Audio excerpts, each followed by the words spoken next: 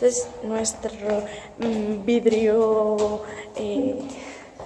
¿Están en clases? Hay dos pasillos. Están en clases. Este pasillo es sobre todo de tercero Pasillos de la ESO.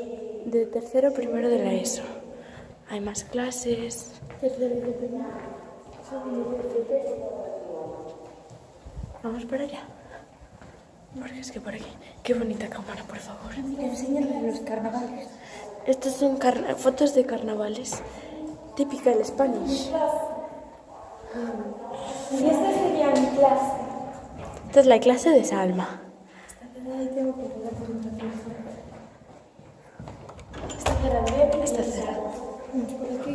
Bueno, a lo mejor hay una clase abierta, no hace falta. Salma, vamos a una clase abierta.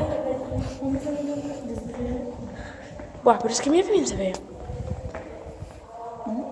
Está en panorámica.